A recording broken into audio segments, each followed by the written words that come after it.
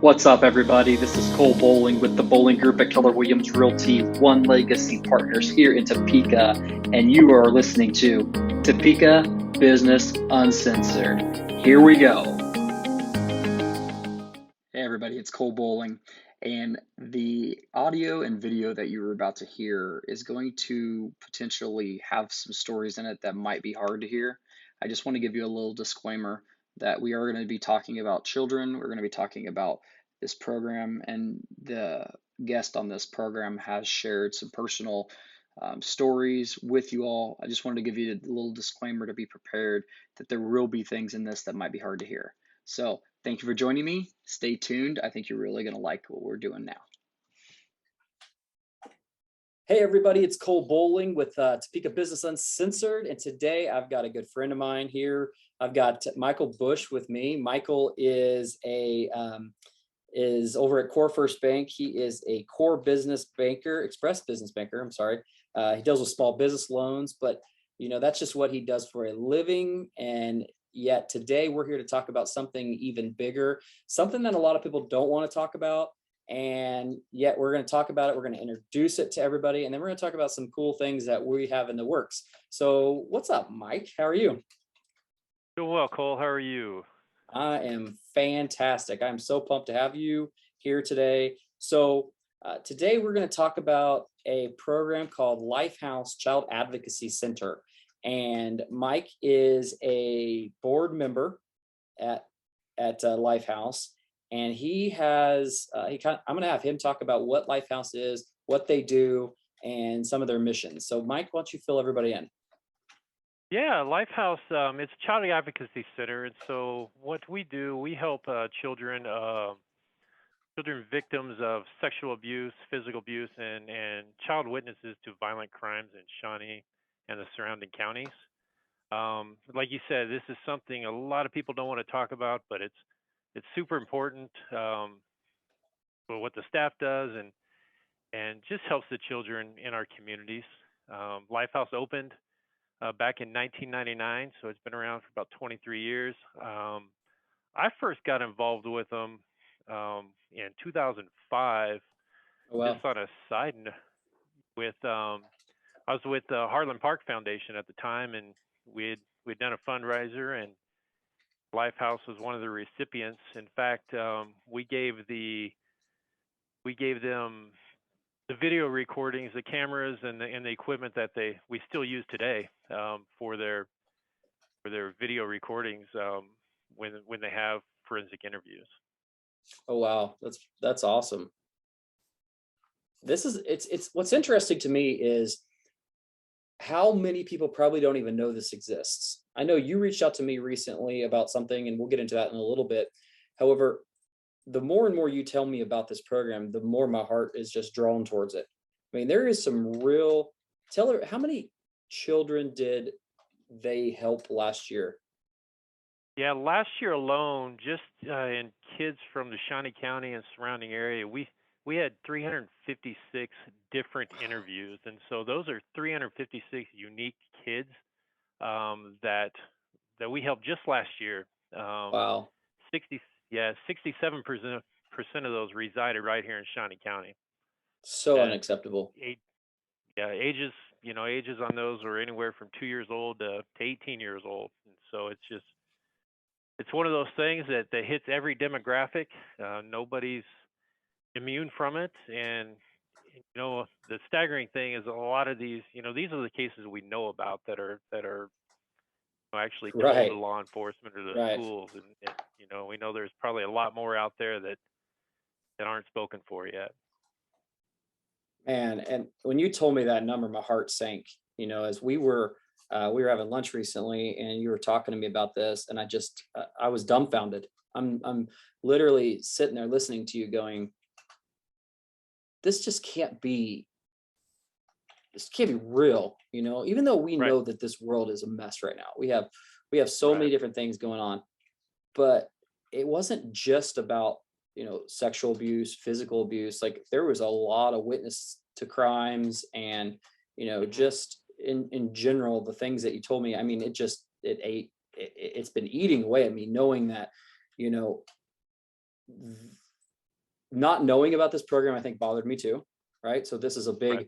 it's a big push for me to really put all my listeners and all my people out to understand what this program is and what we have locally.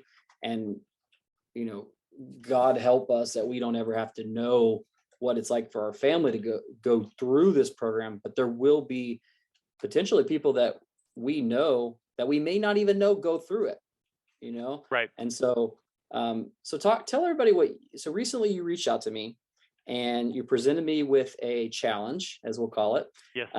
Yes. And I call it an honor. You call it a challenge.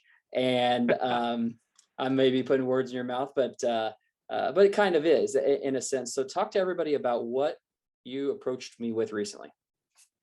Yeah, so we're trying something new for Lifehouse this year. This is our inaugural kickoff for this fundraiser, and we're calling it Lifehouse Heroes.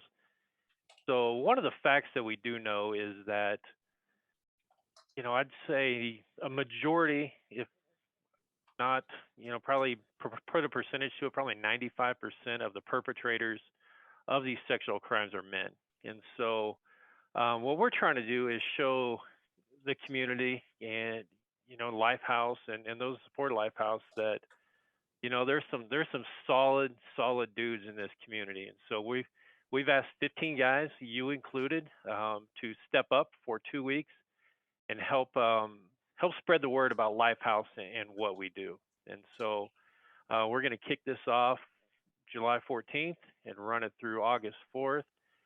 And again, we're just challenging each participant to raise a minimum of $1,000, but more importantly is to get the word out to their friends, their family, the people they know about Lifehouse and the work that we do. So that way we can get the word out to most importantly help those children in our community. Yeah. So Mike called me. I was at Lake of the Ozarks and I was in complete just like I needed a checkout mode. He calls me and I'm like, huh? What is it? And all I really caught from it was, kids, abuse, and fundraising to take care of them. And then I was like, oh, I'm in, like no questions asked. And one, I'm always up for a good challenge. I think that's probably the number one thing, but maybe that's number two. I'd say number one is just my passion and my love for kids. As a lot of people know and know me, my family, my dad was one of the St. Jude home builders in Topeka. And between our family, we raised 1.5 million for St. Jude. We're big with kids. We love kids.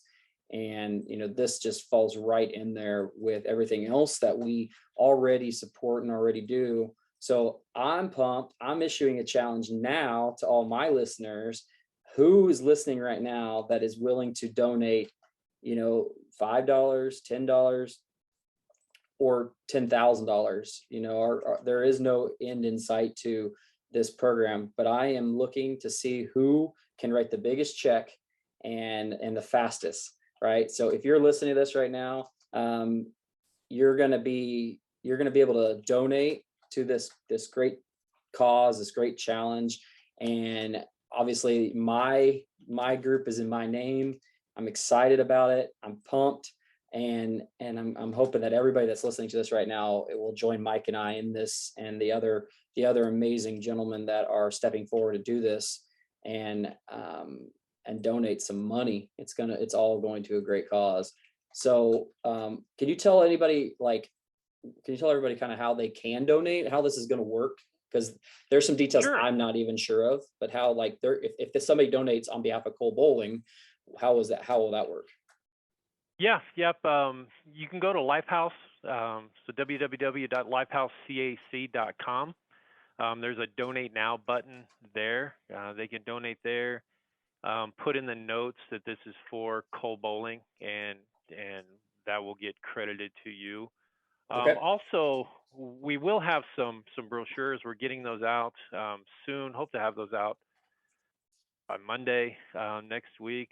Is to have those with a Venmo code as well. So have that Venmo scan. We can scan those and then donate through That'd be Venmo. awesome. Yeah. So we're recording this prior to the day, but for those that are listening right now, today is our launch day. So Today is for what day we're going to be launching this will be Thursday, the 14th of July. So am I saying that correct? That is correct. That is All right. correct. So we should by then have the QR codes and things like that ready, right? Are you saying the following Yes, Monday? yes. Nope. QR codes will be ready by the 14th for sure. We'll have perfect. those out.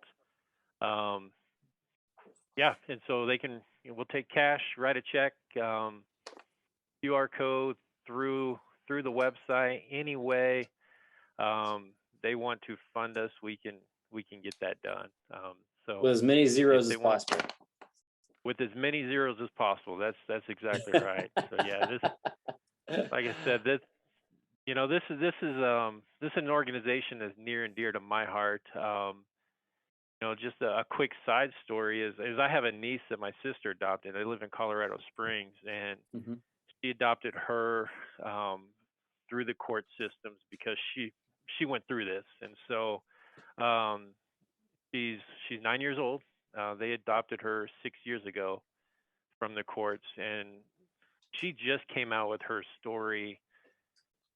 I'd say maybe a year or so ago, where she was comfortable enough to start sharing what she went through, and so I've asked my niece and my sister for permission to share this, and they were willing to do this to help other people. Dad's now incarcerated, and so that's a good thing. But she went through, kind of records go back for the time she was 6 months old to time she was taken from her parents at 3 years old, or 2.5, 3 years old.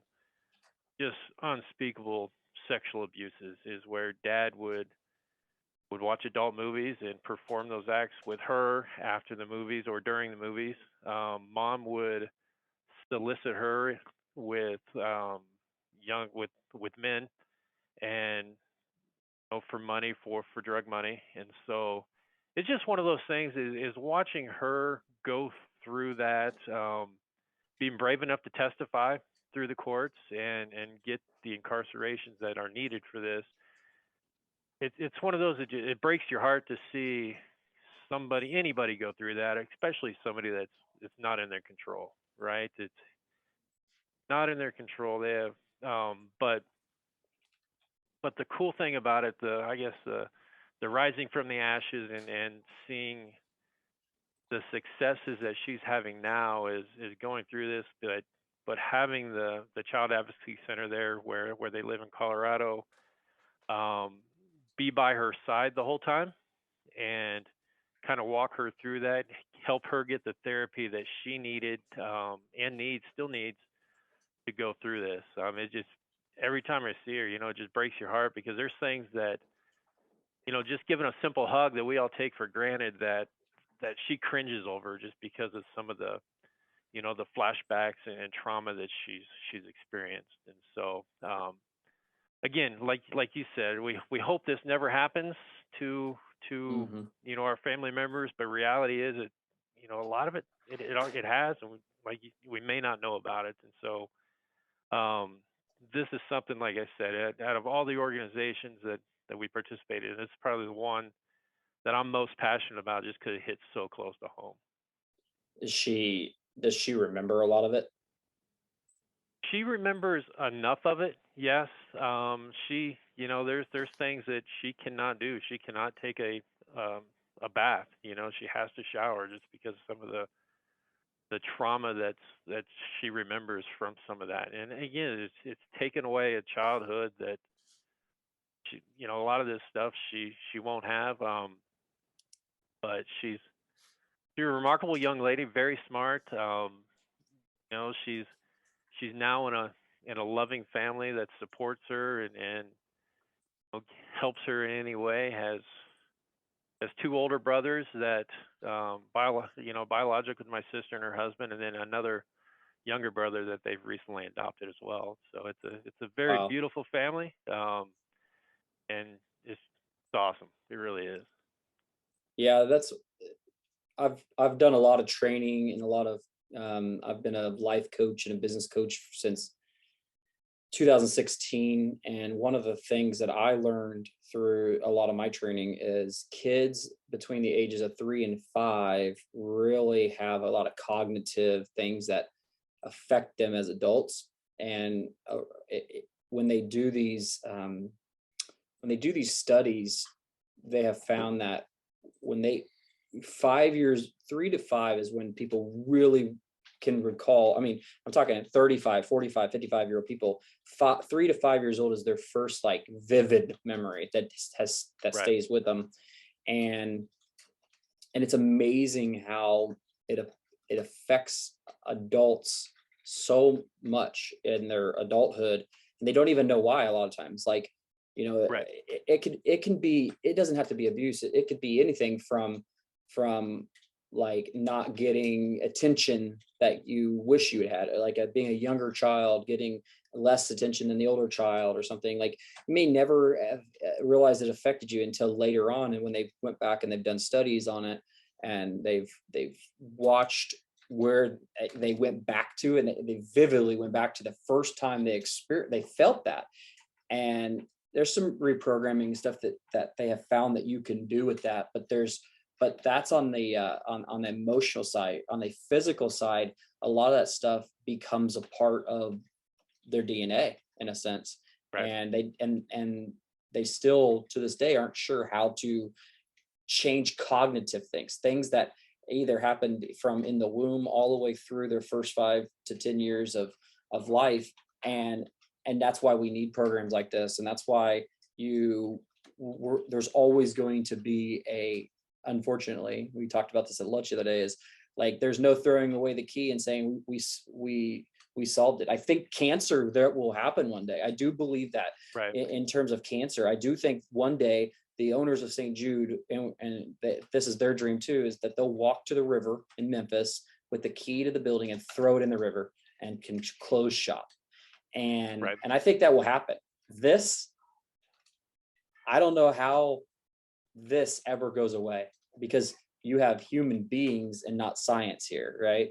Right. And then you talking about kids and what's going on here. This program is out of this world amazing. The more and more I'm learning about, the more and more I'm looking into this, seeing what they're doing, hearing about what they're doing, being a part of this. I know I'm just getting started, but I'm telling everybody that's listening, like, this program needs you. This program needs your support. And like Mike said, it can be right at home. It can be right next door, and we may never know it. So we need other programs and other people to help us deal with these things. So I'm excited. I'm pumped. I know I'm ready to raise some money for this amazing program. And so, anything else you want to add that we haven't talked about Lifehouse, or any other information you want to provide? Yeah, I do. There's a couple programs that Lifehouse provides, just more preventative, I guess. Okay. To kind of get the word out is some of the things. Not only do they do the interviews with the kids and work with the law enforcement, but we we have something called Kids in Court, and so we provide an advocate for the kids while they're testifying. So there's somebody there that's that the child knows that's there to support them during testimony. And so to make that a little bit, that's a scary thing to go through for an adult, but let alone a child. So retelling this story. And so we provide somebody there in court, a safe face, so to speak. And so that reassures them as we go through this. We also provide somebody during medical exams, an advocate's there for during the medical exam. And so we try to make this as, unfortunately, it's painful, but as painless as possible for the child, and show them that we do have somebody there to protect them. And one of the cool programs that we do that the staff does is they go to the schools. They provide a seminar. It's called Protecting Your Children, and it's advice from child molesters. So these are convicted child molesters that are in prison, and it's a documentary, and they go through step by step on how they groom their child, and to and the staff goes to the schools and puts us on for parents after hours, but it just kind of it gets that word out, so what to look for, not only in people that you're interacting with on a daily basis, but signs that your child may be displaying, that where they're just trying to tell you that's a situation going on, but without expressing those words Yeah. verbally. So, Wow. Yeah, I saw that on the website and I was like, it says here, it says sex offenders work just as hard to deceive adults as they do to seduce and silence their child victims. Their tactics work so well that fewer than 5% are reported and successfully prosecuted. As adults, we must do better.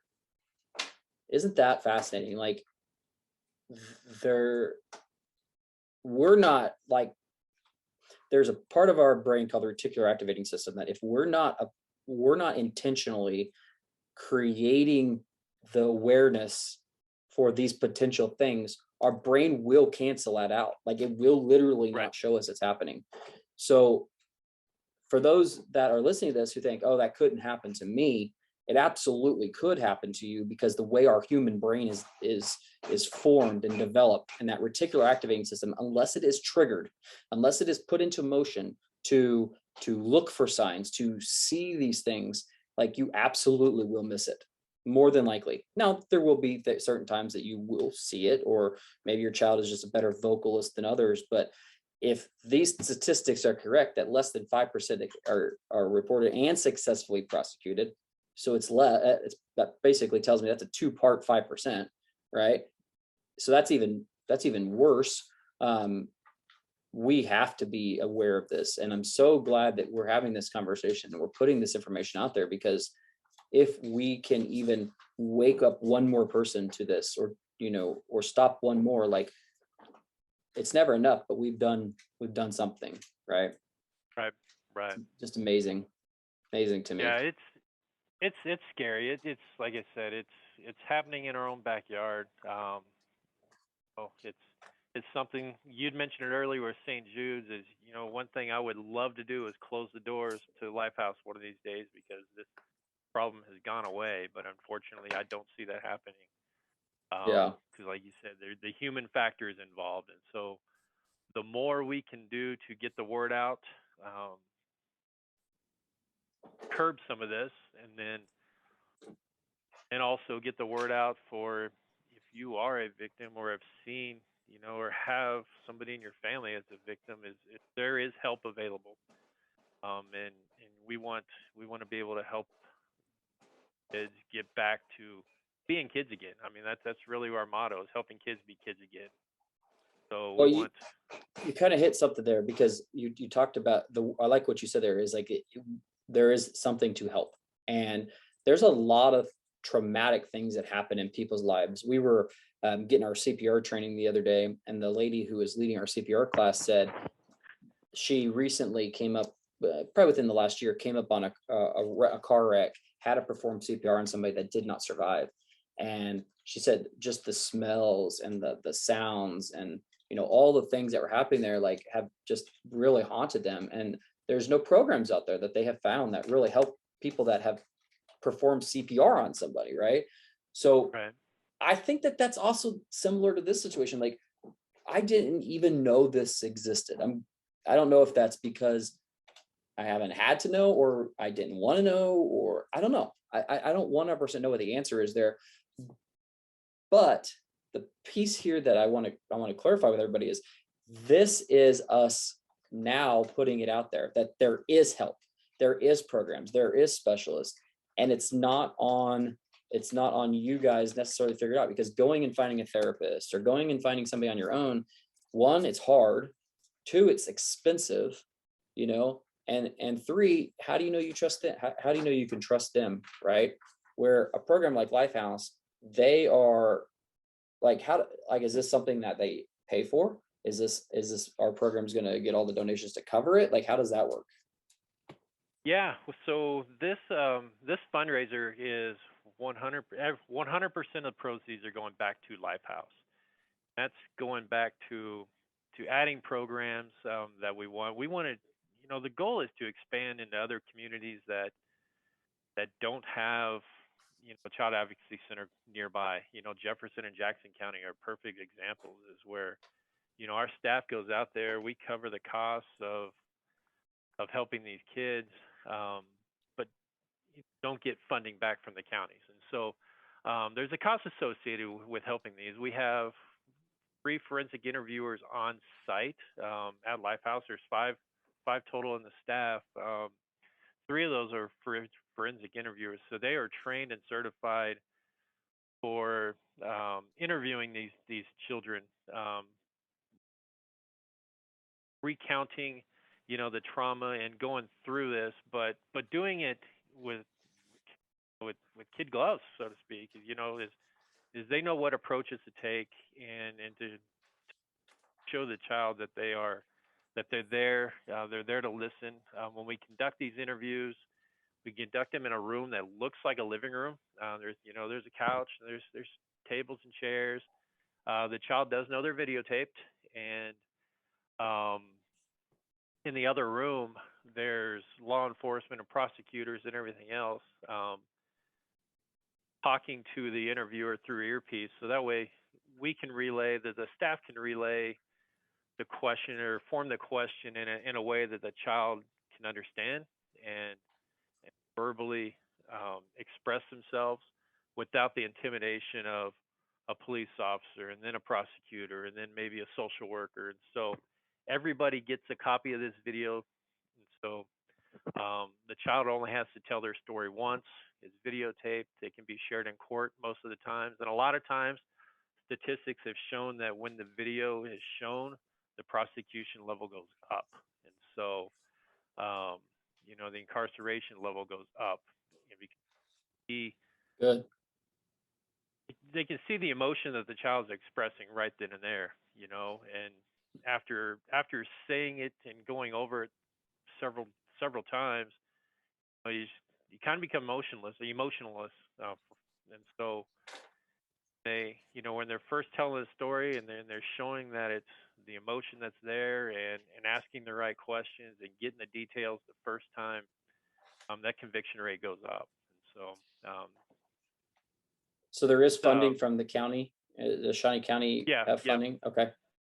Yep, we get some funding from the state, a little bit from the county, and so, but like anybody else, we got a lot of our funding comes from grants, different grants, but those are shrinking. So we've got to look for new ways to continue the funding that we have and really add programs. That's really what we want to do is add some programs so we can expand Lifehouse even more and help even more people. So from like a family standpoint, when a kid is going through this, like the cost is not on them, correct? Correct. Good. Yeah, that's why it's so important to write some big checks if you're listening to this and add some zeros. Yeah. Well, that's right there. Yeah, I was gonna say one of the awesome things that we've just added in the last couple of years is we're now able to fund for therapy post trauma. So we'll pay for therapy as long as the child needs it, and not only for them but for our staff as well. Our Lifehouse staff is, the stories that they hear, I'm glad, part of me is glad I'm just a board member, so I don't get all the gory details. We just hear them. But the staff are the ones that hear these stories day in and day out, and so we want to be able to help them too. And so as a board, we felt it was important to not only provide therapy for the victims, but also our staff as they need it, and so they can kind of get that out and get the help that they need to continue the work that they do. It's funny you say that, because that actually went through my head. I was sitting here thinking like, oh my gosh, I couldn't imagine the things that these people are hearing and remembering, and as the adult, the interviewer. And yeah, I mean, if I was the one doing the interview, like I'd probably be, I don't know how emotional I'd be, so emotional and right. Just it would, I couldn't imagine what they go through. So yeah, I mean, definitely, I'm sure they need a lot of lot of extra people to talk to and help that way as well. And I'm a huge believer in therapy and coaching and, you know, and all that. So yeah, this is really good stuff, Mike. I'm not going to keep you all day. I know that you got to get going. I want to thank you for coming on and talking about this.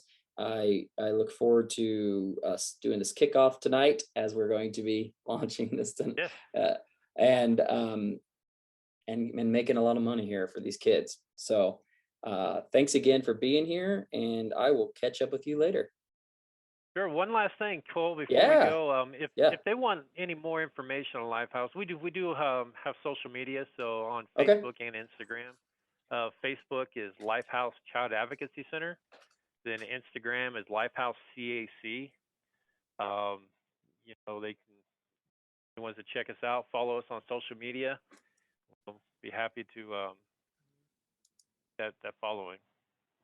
Yeah, so if you are listening to this in the show comments, if you're watching this on YouTube, if you're listening to this on Spotify or Apple Podcasts, wherever you're listening to this, in the comment section, or not the comment section, but the description of the video, all the links are going to be on there. The direct link for donating with me is going to be on there, and how to contact them and get information, website, email, Facebook, anything that we can provide. All the links and locations to connect will be in the show notes. So thank you for reminding me on that, because that is always something I tend to forget to tell people, to look at the show notes.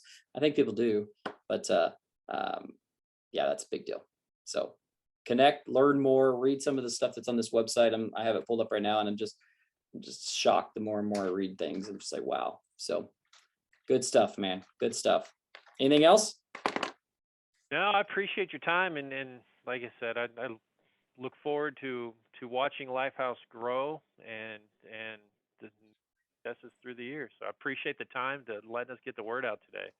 I appreciate you thinking about me and letting me to be a part of this. I'm pumped. So we will report back soon, within 2 weeks, on how we did. So we might have to catch back up. We may have to do another one pretty quickly, just to report. How long do you think after the fact you guys will know all the numbers and be able to report back how much was raised? Pretty quickly? Yeah, pretty quickly. I'm thinking maybe probably the following week we can get that done. Yeah, so sometime in August we'll have to sit down and go over all this stuff, and all my listeners will get to hear. So I will talk to you later, Mike. I appreciate it, Cole. Thanks for your time. Thank you. You've been listening to Topeka Business Uncensored, where we interview business owners in the Topeka, Kansas area about their business and a little bit about them as a person.